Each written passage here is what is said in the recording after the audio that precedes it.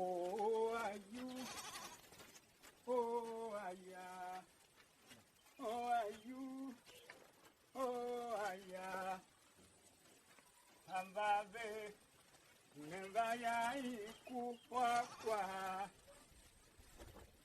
kwase wama jae ludo aseyune mezandia yo egbenda shaju kwasite o. Oh, are you? Oh, yeah. Oh, are you? Oh, aya, kumeto babe, unevayari kukwa waku kwa siwama, gaerudo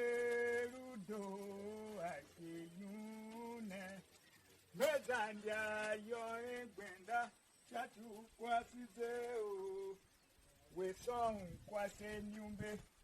Unena ofesiga via wande chiringiga wesong kwase. Unena ofesiga via wande chiringiga kaze bemwola na nawe ibeye o kaze bemwola na nawe ibeye o adere moyum wane te gbenya Ibesha azere moyum azegbemia ibesha ah lukra wangoma so ne da va nem timanem hera tunai kubabram so tuwa ada ve o to e tuwango de va hemo tutu pepe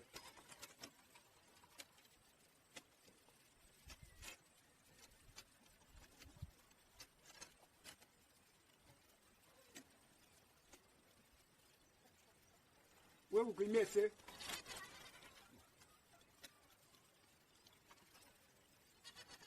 achiki wange ya chini ba tikin o ba ko lu ati popo mbere kwa ne ki na ha so am yo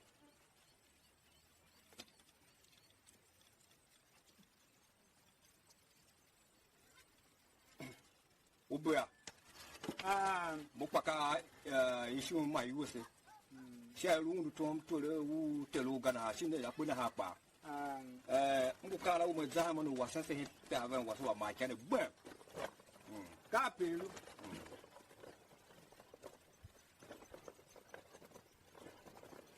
mina ochi kwane ku ko wa unusu ashame ngwanga adon hai na ochi uye me kiaga hai siningele masai ngwa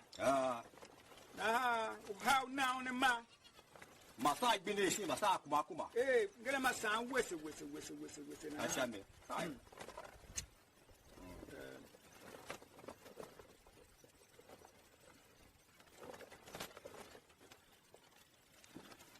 now ne man de kin ha ngele masana now na majo ne ma ashame kwa mama kala za yoga kwa kira to ko ko na kai ba san mu yo ta chu ti yo ka ke wa se tebele de do ka pelu la jase ne ashame si da hu da ashame so to do ashame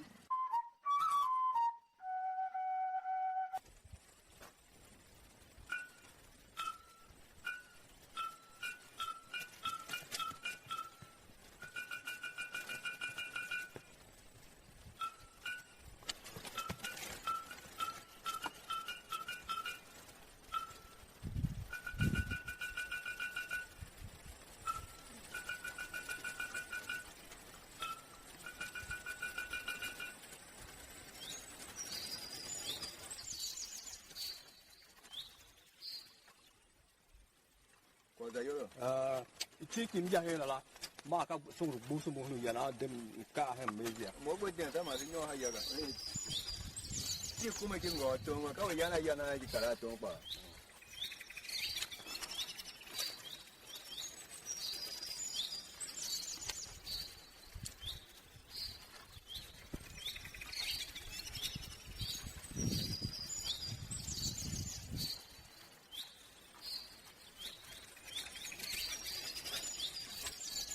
look at.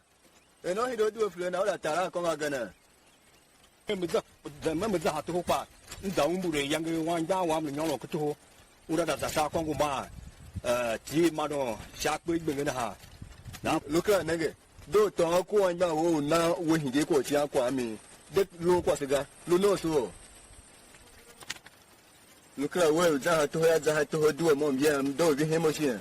So, one up Makaga. Them that are Congo, Tiama, walk around the table and hammer at the hat.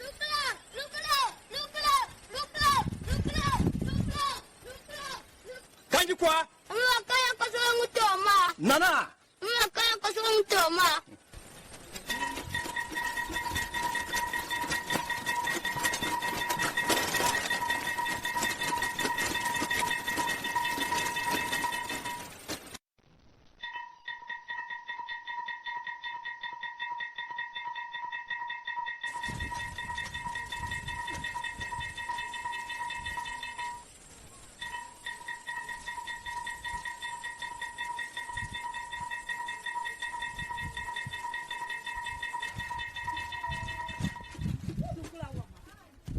Lukula wa. Kaza hanje kwa ne kokwa. Can you see it? Nkama kwa singula to ma hide gbagbuda. Wa va sha unda bachira ka pelu cho kia jene. Abeke o kwa jira. Ogbo chando oshimaga. Kwa sababu hidea. Ahi ngahi una pila shatinga haga. Na ha ngo chiki. Ha numbe na kwa slamba. Ukaona ngochi hao toe makine. Mwa chiki he. Haya naga. Ma chiki mwa chiki he ma chiki kibaba.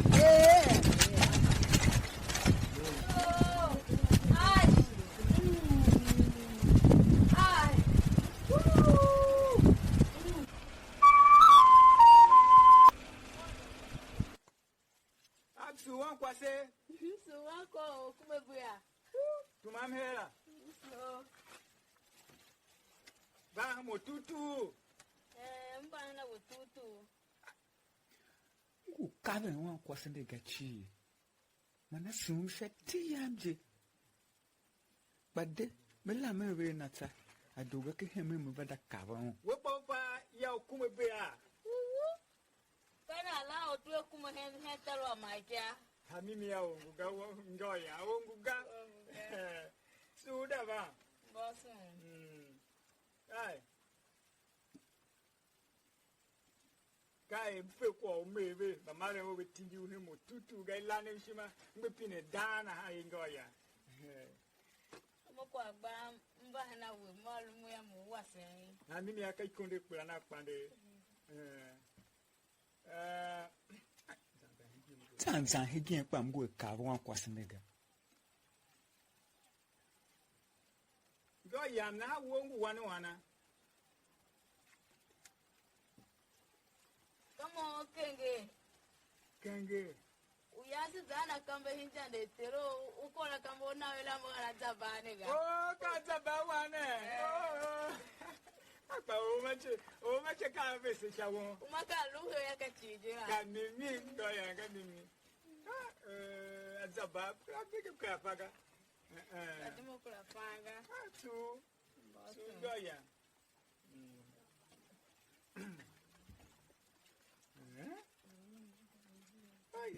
Goya mata. Ngo haro mo kwa ga ma kwa murungire nkentu agbe ma ba hingele ti. So ba he moya. Ngo haro mo ga ya. Mo ngo oshoga. Kanyi kya he mo. Kumebuya uba unawe mwalumu ya. Mo wati. Kanyi kya ngoya. Ya ba. Mongwe vaso nonga. Uwato nomo. Moto mashe, dibanga moto mashe.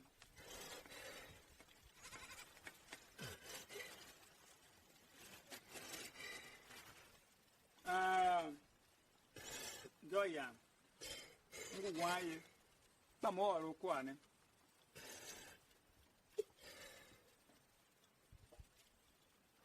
ka nande toho wa tse yun itambe usure mana yae na ham hen wa sha kwane ya uba gae nyuma no tambe kuma kutoga karwa walwa tu bede ondoga ya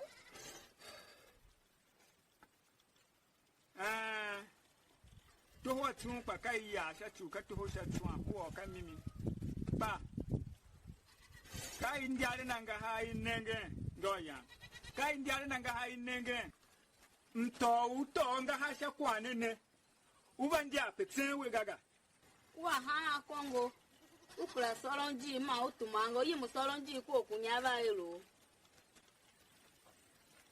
kashami uwo kamimi pameworo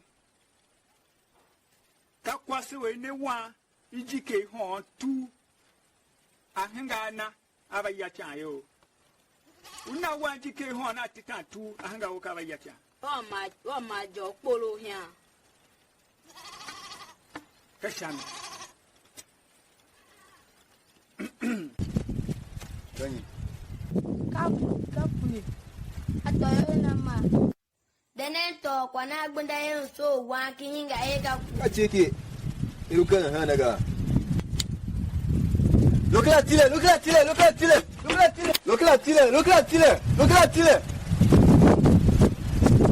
kan ikwa Ka ce ke shuno daga. o ka ki jene wo ka ci ki so jene siye